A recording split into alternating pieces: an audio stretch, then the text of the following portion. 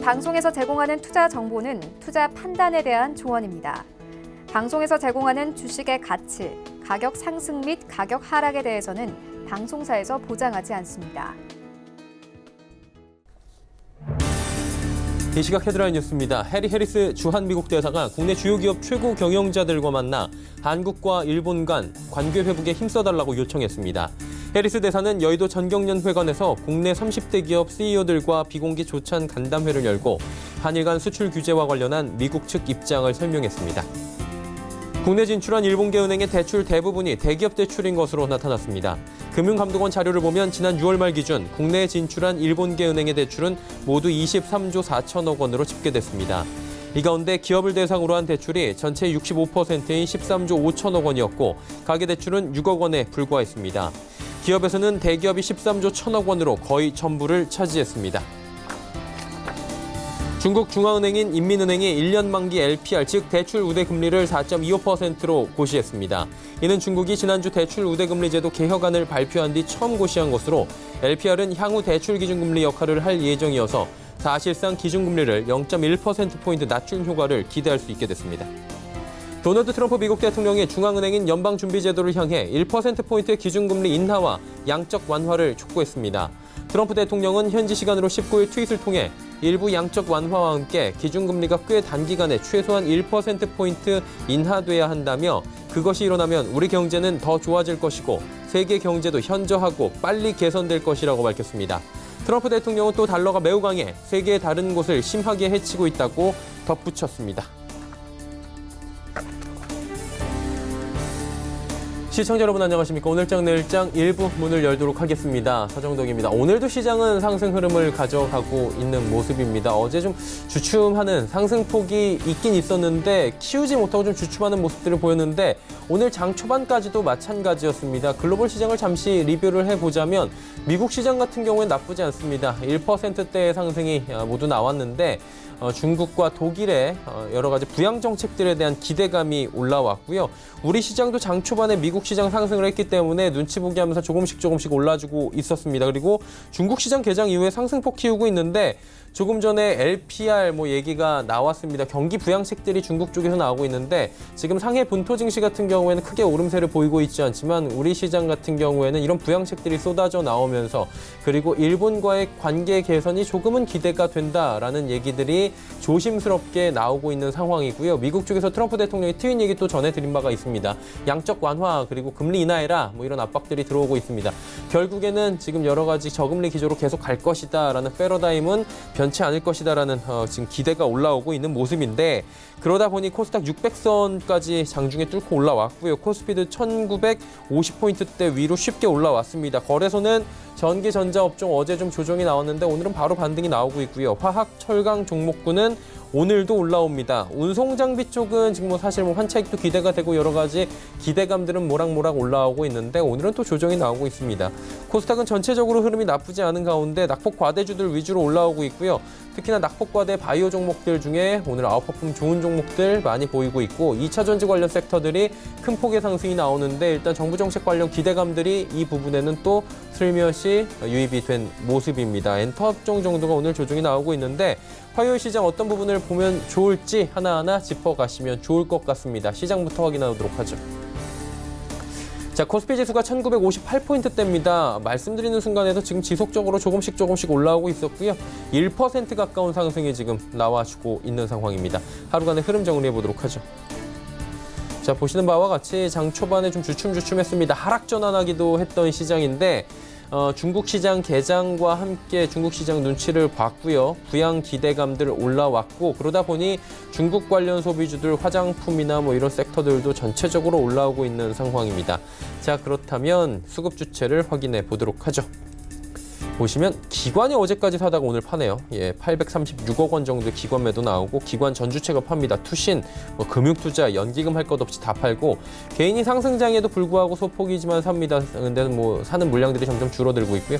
오늘 시장에서 외국인이 좀 사주면서 시장을 끌어올려주고 있습니다. 특히나 낙폭과대 종목 위주로 외국인이 지금 매수에 들어오고 있다라고 보시면 될 것 같고요. 화장품 섹터 쪽 오늘 면세점 관련 섹터 쪽들도 외국인의 매수가 지금 눈에 띄고 있는 상황입니다. 시총 상위주들 살펴보도록 하죠. 보시는 바와 같이 삼성전자, SK하이닉스 어제 빠졌는데 오늘 올라갑니다. 그리고 현대차가 13만 원의 벽을 최근에 넘지를 못합니다. 또 13만 원에서 매물대 맞고 밑으로 내려오더니 12만 6,500원대까지 밀렸고요. 네이버가 시총 5위네요. 오늘 큰 폭의 상승이 동반되면서 14만 원대 다시 회복합니다. 그렇다면 6위는 현대모비스겠죠. 현대모비스가 6위 지금 랭크가 돼 있습니다. 뭐 사실 엎치락 뒤치락 하고 있는 상황이고요. 24만 원대 유지를 합니다. LG화학, 셀트리온, 삼성바이오로직스 올라가는 가운데 신한지주가 지금 100원 정도 빠지고 있습니다. 다음 살펴보도록 하죠. SK텔레콤, 포스코, LG생활건강 모두 올라가는 가운데 기아차, 삼성, SDI 빠집니다. 특히나 기아차가 1.26% 조정이 나오면서 운송장비 업종들의 오늘 낙폭이 크진 않지만 이 가운데 가장 그래도 깊은 상황입니다. 다음 살펴보도록 하죠. 코스닥 시장은 600포인트 위로 올라왔고요. 600포인트 넘으면서 안착하려는 움직임 보이는데 상승폭을 조금씩 더 올리면서 급등세로 지금 전환이 됐습니다. 하루간의 흐름 정리해 보도록 하죠. 자, 장 초반에 좀 눈치 보기를 계속해서 하면서 595포인트대에서 움직이던 시장이 7포인트가 지금 올라왔습니다. 하루 만에. 꽤 많이 올라온 상황이고요. 지금 상황에서도 조금 더 오를 만한 지금 아웃퍼폼은 있어 보입니다. 사실 오를 자리는 굉장히 많은데 매물대가 지금 걸리는 부분들이 계속 있어서 코스닥 같은 경우에는 좀 매물대 소화가 필요한 부분도 있습니다. 수급 주체 만나보도록 하죠. 개인만 삽니다. 289억 원. 외국인의 매도 좀 잦아들었고요. 기관이 199억 원 파는 가운데 연기금이 13억 원 정도 매수해 줍니다. 시총 상위주들 살펴봅니다. 보시는 바와 같이 셀트리온, SK는 올라갑니다. 헬릭스미스 올라가고 펄어비스 올라갑니다. 모두 다 소폭씩 반등하는 가운데 CJ ENM 빠지고요. KMW가 1.98% 조정 나옵니다. 다음 살펴볼까요? 메디톡스가 큰 폭의 상승, 슈젤도 큰 폭의 상승, 그동안 좀 눌리던 보톡스 관련 업종들이 오늘 큰 폭의 상승이 나오면서 메디톡스와 슈젤이 나란히 있습니다. 슈젤 시총 순위 많이 올라왔습니다. SK머티리얼즈 조정 나오는 가운데 스튜디오 드래곤 반등 나왔고요. 파라다이스도 중국 관련 소비주들 일단은 뭐 중국 관련 경기 부양 그리고 뭐 미중 간의 무역 분쟁이 더욱 확전 일로로는 가지 않는다. 파웨이 제재도 또 연장을 했습니다. 그러다 보니 중국 관련 소비주들도 일단 한숨 돌리는 모습입니다. 다음 살펴볼까요? SFA, HLB 그리고 컴투스 빠지는 가운데 솔브레인, 원익, IPS 모두 올라오고 있습니다. 원달러 환율 살펴보도록 하죠. 자, 원달러 환율은 조정이 나옵니다. 1210원대인데 일단 1210원 언저리가 좀 강합니다. 쉽게 깨지지 않고 있고요. 이 부근에서 지금 3거래일째 움직이고 있는 상황인데 트럼프 대통령 같은 경우에는 강달러 원치 않는다. 자국의 통화 가치에 대한 여러 가지 이야기를 지속적으로 하고 있다라고 전해드린 바가 있습니다. 금일 본 방송에서 제공해드리는 정보는 투자 판단에 대한 조언일 뿐입니다. 해당 주식의 가치와 수익률 보장해드리지 않는다는 점 참고해 주시길 바랍니다. 시장 이슈 바로 정리해 보도록 하겠습니다. 유안타증권 메가센터 분당점의 백인범 대리입니다. 안녕하십니까, 대리님? 네, 안녕하십니까? 예, 오늘 시장 오랜만에 좀 추세 전환이 되는 듯한 느낌을 받거든요. 특히나 코스닥 시장, 코스피 시장, 양시장 모두 다 오후 들어서 좀 아웃퍼폼이 괜찮은데 어떤 이슈로 움직이는 거죠? 네, 뭐 아무래도 오늘 양지수 상승세 기록하는 요인 중에 하나가 아무래도 뭐 미국이 화웨이 거래를 90일 연장 승인했다라는 소식과 더불어서 일단 주요국들의 이런 부양 정책 발표 등이 좀 투자 심리를 좀 개선시키는 모습입니다. 일단 뭐 코스피 지수 같은 경우 14거래일 만에 외국인이 순 매수 전환한 점 등이 이러한 글로벌적 요인 등이 외국인 투자 심리를 좀 개선시키는 모습이다. 좀 보시면 좋을 것 같고요. 일단 오늘 뭐 코스피 시장 내에서는 외국인 뭐 오전 시장에서도 화학과 IT 업종의 순매수를 보이는 측면 등이 좀 지금 금일 시장에서는 좀 특징적이다라고 볼 수가 있겠고요. 코스닥 시장 같은 경우에는 어제에 이어서 오늘 역시도 개인의 이 매수세가 코스닥 지수에 영향력을 미치면서 좀 상승하고 있는 모습입니다. 일단 2차전지 관련주들 그리고 일본이 일부 품목에 대한 수출 허가를 했다는 소식에 네페스를 중심으로 한 비메모리 반도체 관련주들의 상승세가 좀 지수 상승을 좀 견인하고 있는 모습이다 보시면 될 것 같고요. 그 안에서 특징적인 포인트 가운데에선 2차전지 관련주들의 좀 강세가 좀 눈에 띈다 보시면 되겠습니다. 아무래도 강세 요인으로는 서울시가 전기택시 3,000대 보급 사업과 관련된 보도 내용이 투자 심리를 자극시킨 점 등이 2차전지 관련주들의 강세 요인으로 좀 작용하고 있다 보시면 될 것 같은데요. 일단 우선 뭐 이 사업에 현대차가 주도적으로 참여하는 점이 크게 기대점으로 작용하고 있다 보시면 되겠습니다. 특히나 이번 사업에서 주목받고 있는 점은 택시 단체를 중심으로 이 자동차 제조사와 플랫폼 업체인 마카롱 택시까지 모두 참여하는 이런 완전체가 만들어졌다라는 점에 이 전기 택시 관련 사업 기대감이 높아져 가고 있는 모습이다라고 보시면 될 것 같고요. 그리고 거기에 2차 전지 관련주들 최근 시장 조정과 더불어서 주가 역시도 조정받았던 측면 등이 저점 매수 수요는 계속 잔존해 있었다라는 점, 그리고 이 같은 저점 매수 수요는 이런 서울시 전기택시 관련 이슈라던가 현대차의 참여, 그리고 이런 전기차 시장의 성장이 기대된 뉴스 보도 등이 투자 심리를 자극했다 보시면 되겠습니다. 그리고 이러한 투자 심리뿐 아니라 일단 기본적으로도 2차 전지 관련주들, 글로벌 완성차 전기차 출시라던가 3분기 코발트 가격 반등에 따른 이런 양극화 업체들의 하반기 수익성 개선 전망 등의 요인 등까지 더해지면서 하반기 긍정적인 요인 등이 잔존해 있다. 이런 점도 좀 참고해 보시면 좋겠습니다. 관련주 내에서는 금일 에코프로 BM이라던가 LNF, 첨보, 코스모 신소재 등의 이런 주가 상승세가 눈에 띄는 모습이고, 향후 2차 전지 관련주 내에서도 일단 상대적으로 주가 반등이 강한 종목들로 종목을 추려가는 전략을 하반기 계속 고민해 볼 만하다라고 보시면 되겠습니다. 자, 이외에도 시장에서 주목할 만한 이슈들 또 있을 것 같은데 어떤 부분들을 좀 중점적으로 볼까요?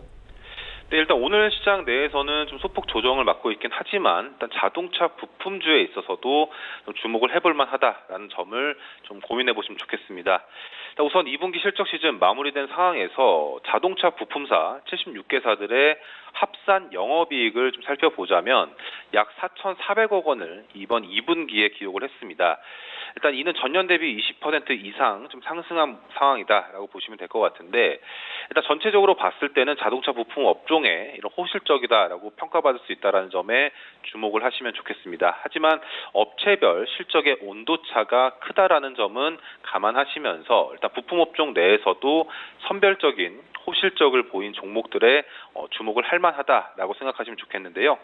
일단 우선 자동차 부품 관련 업종 2분기 호실적의 요인은 아무래도 신차 효과와 환율 효과다라고 보시면 되겠습니다. 잘 아시다시피 현대차의 중대형 SUV죠. 팰리세이드의 이런 신차 효과가 부품주들에 있어서 긍정적인 요인을 끼쳤다라는 점, 그리고 거기에 환율 효과라든가 미국 공장 개선 등 이런 요인 등과 더불어서 그간 자동차 부품주들 실적 부진에 따른 골이 깊었었습니다. 하지만 이런 점과 더불어 선제적인 구조 조정이 좀 따랐었던 점 등은 도리어 업황이 턴어라운드하는 이런 시점에서는 실적 호조에 따른 실적 개선 효과를 뚜렷하게 하는 요인으로 작용했다라는 점을 포인트로 삼아볼 수가 있겠습니다. 그렇다면 하반기 어떤 점을 기대해 볼 것이냐라고 가정을 했을 때 일단 신차 관련 모멘텀은 상반기 대비해서는 조금은 약해질 여지는 있다라고 생각을 하시고요. 왜냐하면 신차 같은 경우 베뉴라든가 셀토스 같은 이 평균 판매 단가가 낮은 차들이 신차로 나오는 상황과 더불어서 신차 효과는 상반기 대비해서 조금 소폭 줄어들 것으로 예상이 되지만 환율 효과 계속 기대해 볼 만하다 보시면 되겠습니다. 원달러 환율 1,200원 선 돌파한 이후에 이런 환율 효과가 하반기에도 긍정적으로 작용할 여지가 있다라는 점에 부품주들 주목해 보시면 좋을 것 같고요.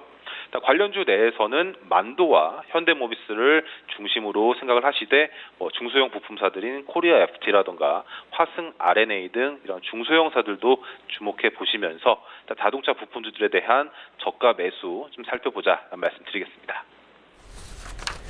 조정은 받고 있지만 자동차 관련 업종들 지켜보자라고 하셨습니다. 종합적으로 볼 때 시장 전략 어떻게 가져가는 게 좋겠습니까?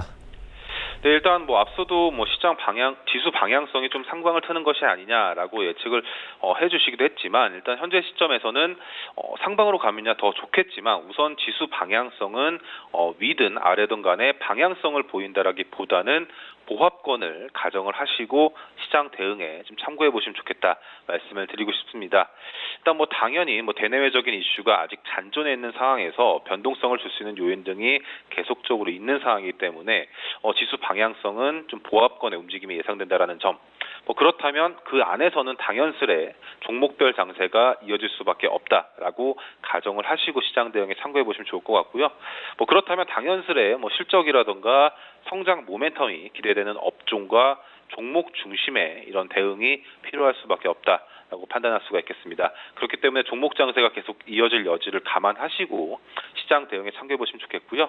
일단 앞서 말씀드렸던 뭐 자동차 부품 관련주들은 조금 하반기 롱텀 관점에서 투자 호흡을 길게 가져가는 전제 조건 하에 관심을 가져보시면 좋겠고, 뭐 그 외에는 뭐 2차 전지 관련주들 금일 강세 이후에 뭐 내일 일부 조정이 나올 수도 있겠지만 추세적으로 틀어줄 수 있다라는 그 과정과 더불어서 하반기 실적 모멘텀이라든가 긍정적인 요인 등을 감안했을 때는 2차 전지 관련주들도 계속 관심을 기울이시면 좋겠고, 결제 관련주들 오늘 같은 경우에는 NHN 한국사이버결제를 필두로 일단 뭐 계속 주가가 이제 상방을 지금 그리고 있는 상황입니다. 그렇기 때문에 2차 전지와 결제 관련주들을 중심으로 종목 선별에 참고해 보시면 좋겠고요.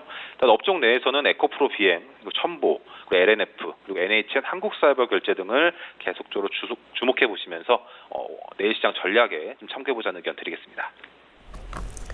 네, 전략들까지 함께 들어봤습니다. 오늘 말씀은 여기까지 듣겠습니다. 고맙습니다. 네, 감사합니다. 도안타증권 메가센터 분당점의 백인범 대리와 함께했고요. 이슈 칼럼 이어갑니다.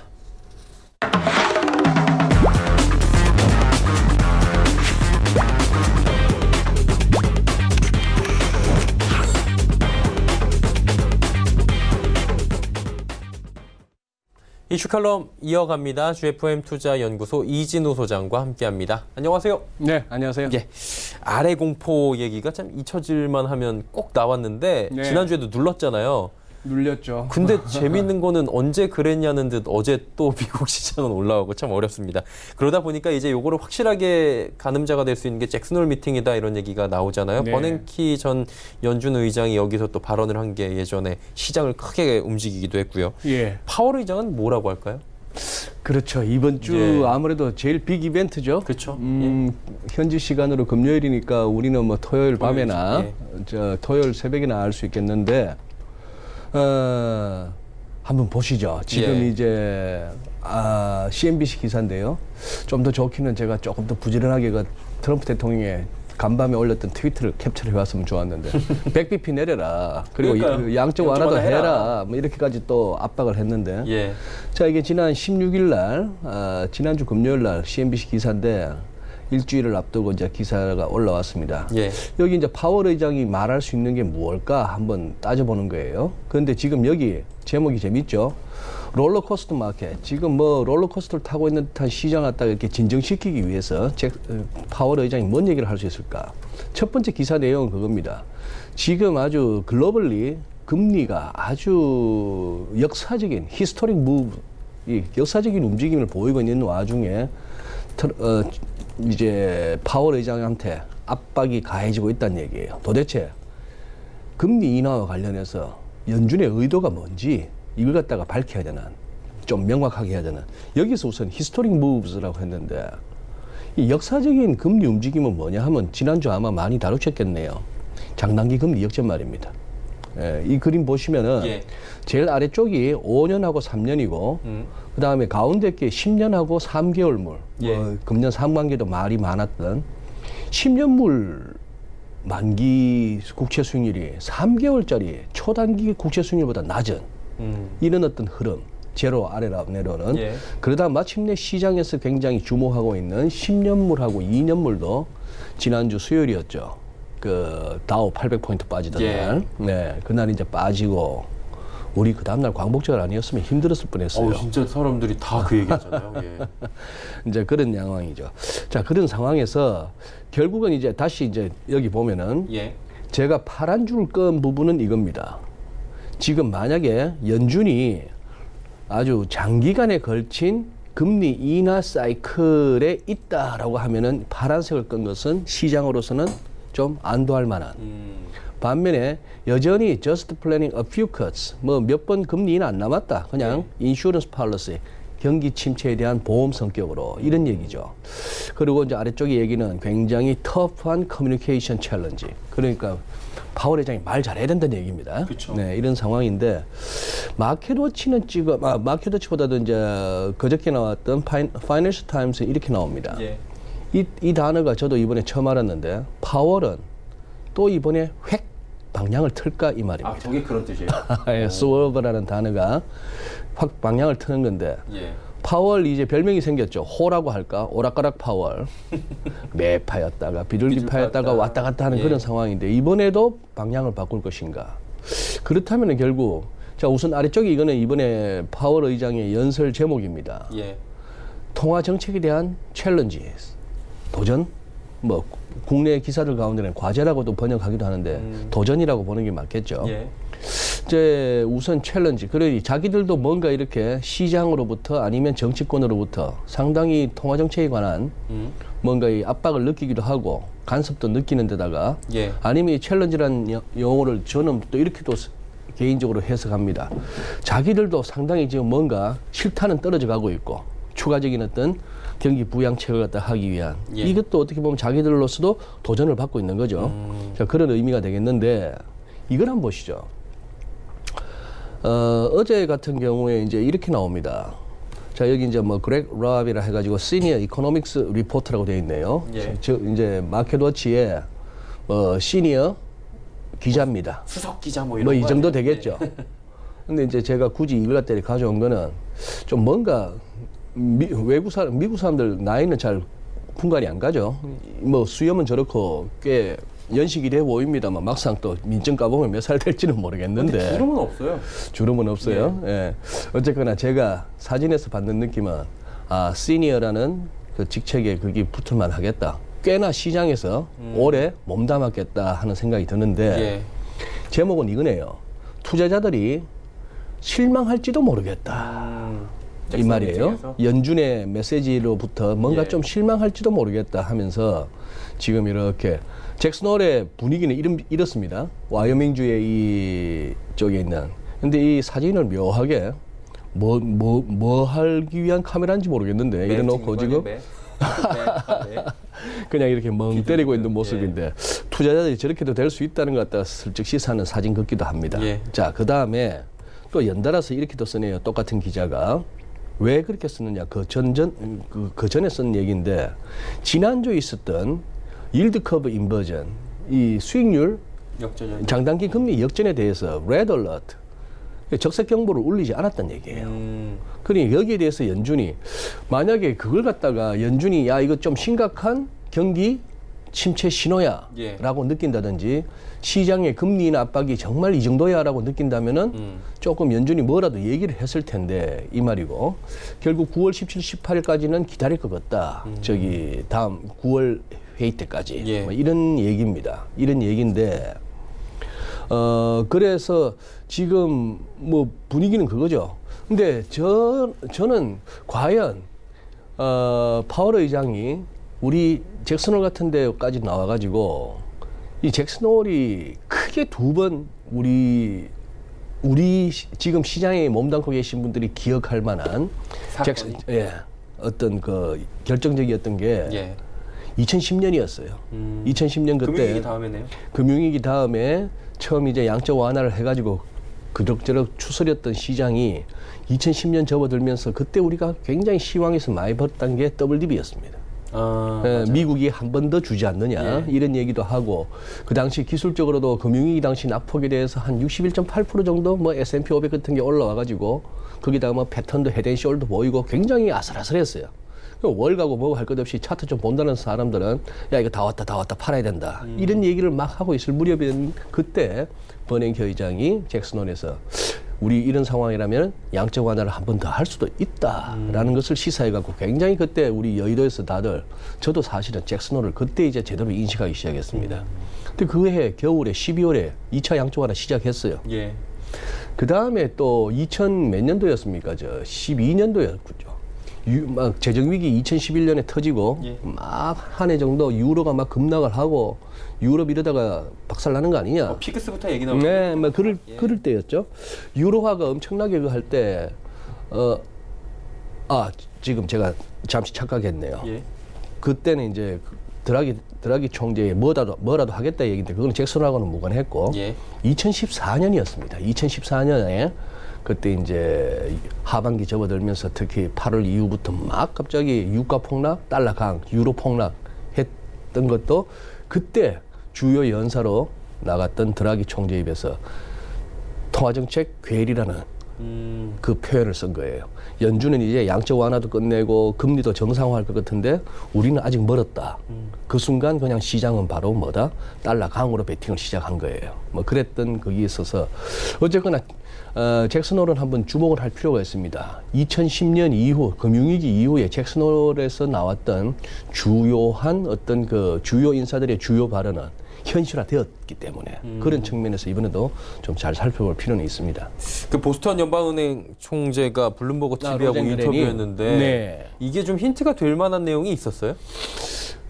에릭 로젠그렌 총재, 보스턴 연방은행 총재는 평소에도 조금은 매파적인 성향을 지니고 있다고 이제 인식되고 있죠, 시장에서. 근데 어제 블룸버그 인터뷰를 하면서 꽤나 많은 말을 했습니다. 한번 정리해 왔는데요. 이런 식입니다. 이 양반 인상은 그래도 빚말하는 사람 같지는 않게 생겼죠. 제가 뭐 관상을 보는 건 아니지만. 자, 이걸 갖다 청기누슬이라고 제가 한번 퀘스천 마크를 붙였는데 그의 발언을 한번 대충 볼까요? 다른 나라들이 약하다는 이유가 있다 해도 만일 미국이 강하면 우리가 통화정책을 완화해야 하는 것은 아니다.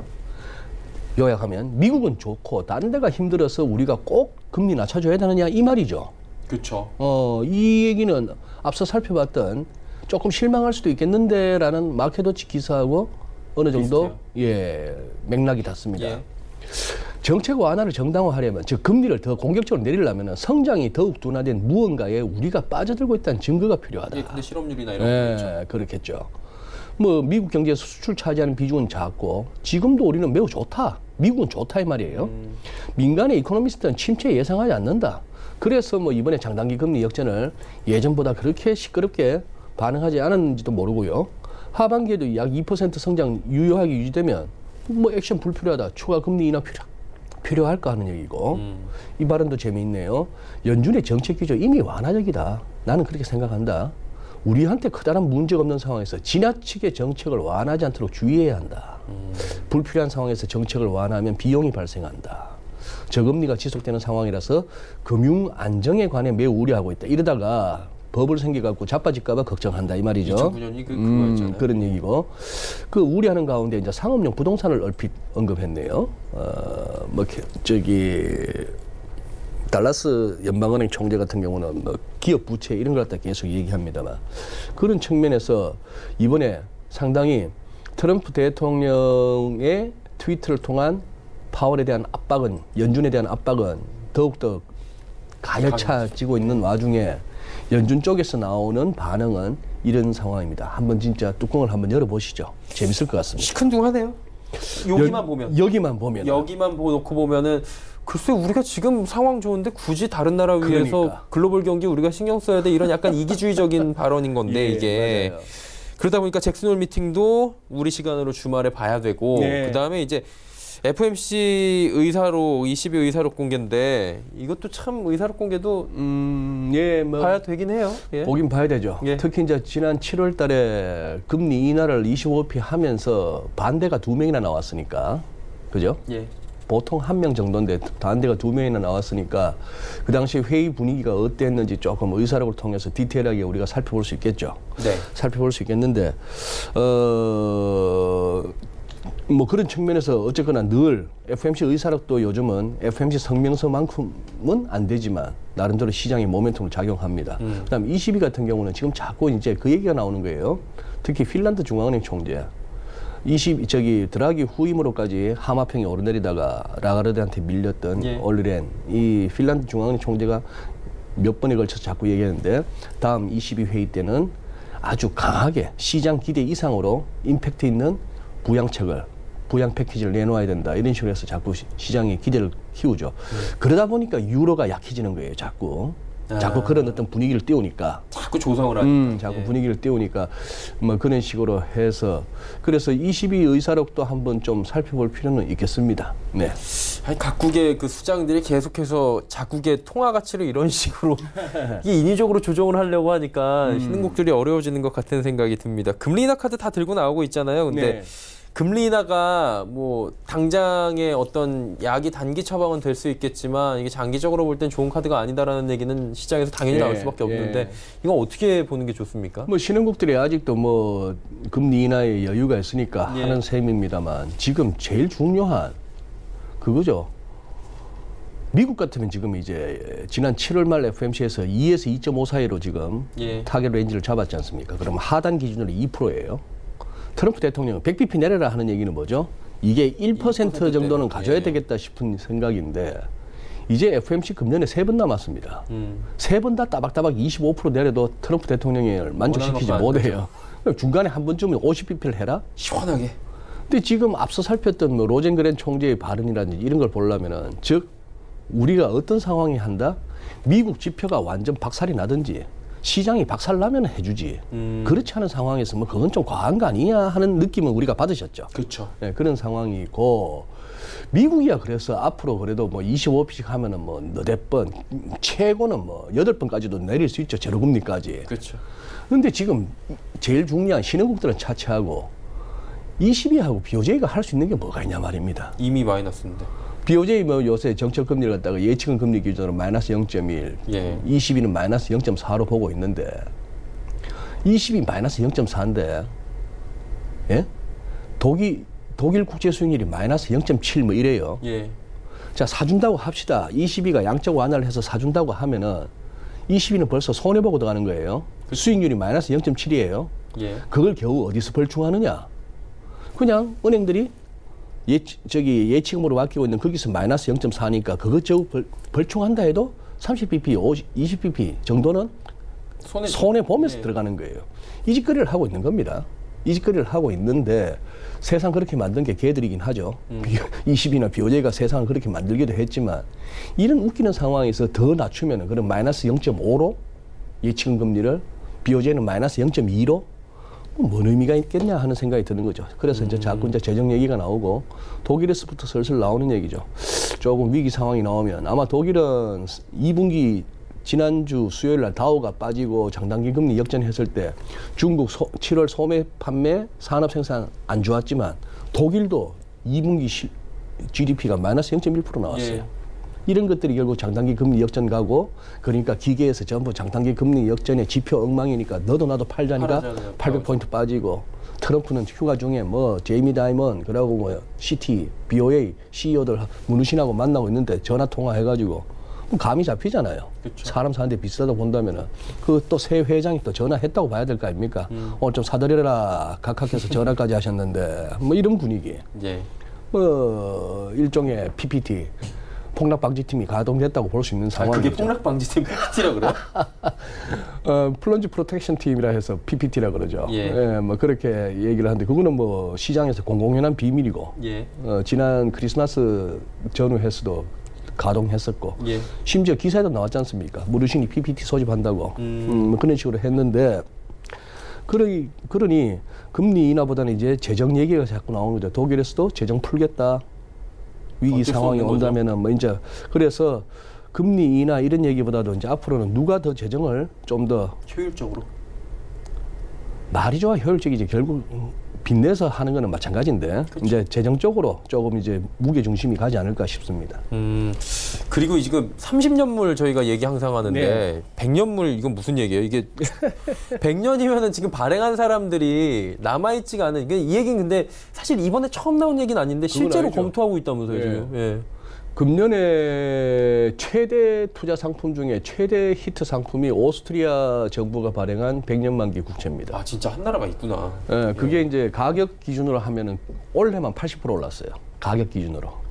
그런 장사가 어디 있습니까? 그렇죠. 그런데 자 그렇다면은 미국도 이제 현재까지는 최장기가 30년물인데 미국 재무부에서 이제 슬슬 이제 한다는 거예요.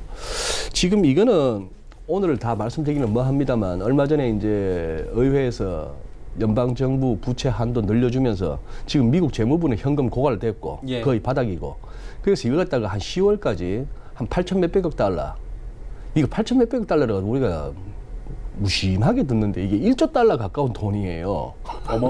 어마어마한 돈을 갖다가 좌우지간 국채 발행을 하겠다는 겁니다. 재무부가. 그렇게 재무부 발행해서 현금 확보하겠다는 얘기인데 이건 뭐죠?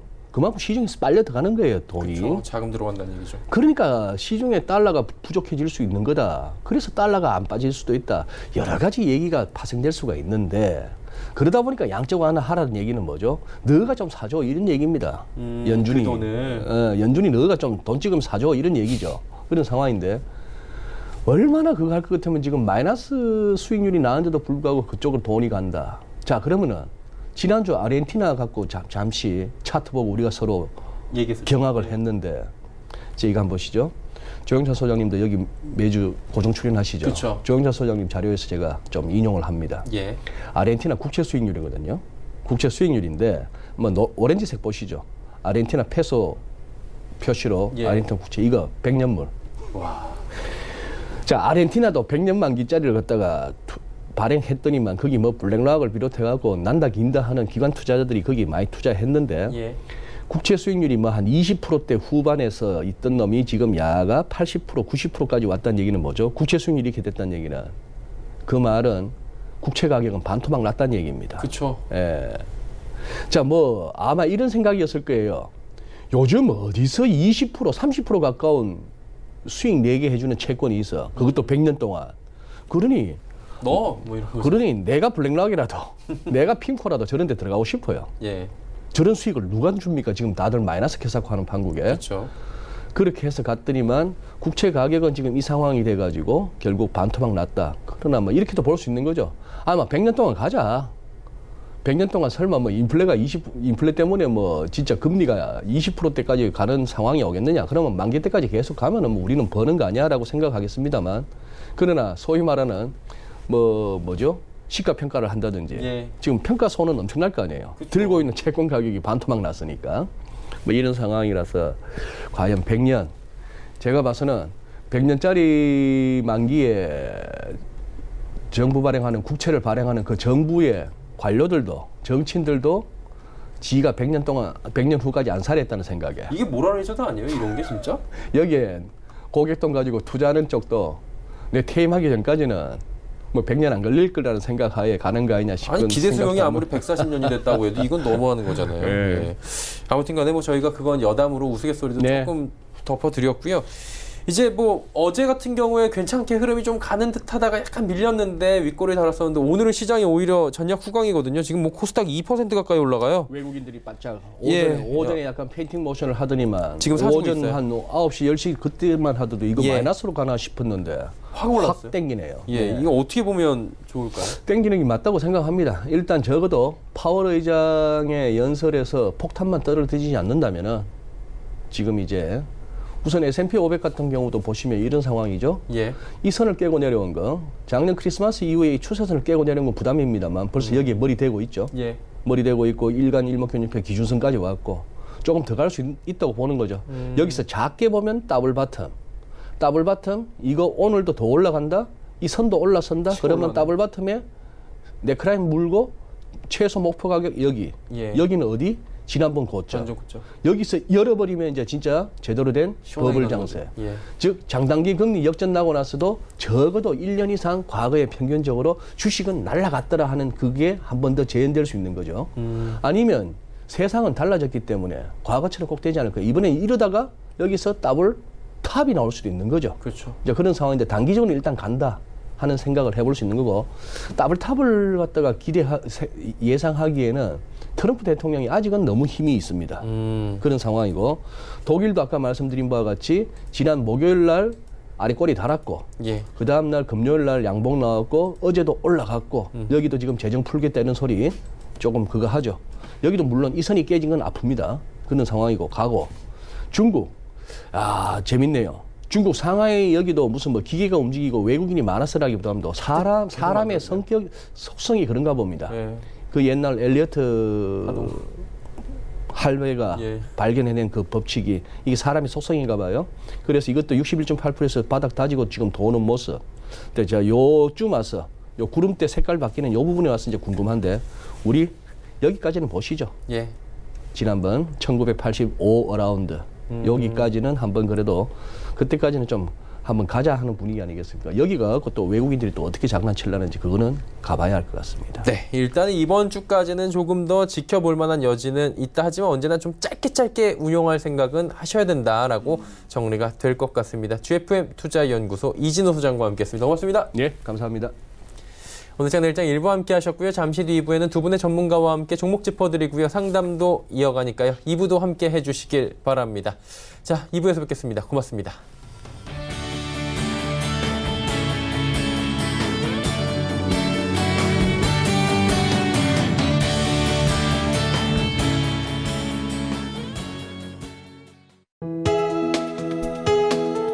본 방송에서 제공하는 투자 정보는 투자 판단에 대한 조언입니다. 방송에서 제공하는 주식의 가치, 가격 상승 및 가격 하락에 대해서는 방송사에서 보장하지 않습니다.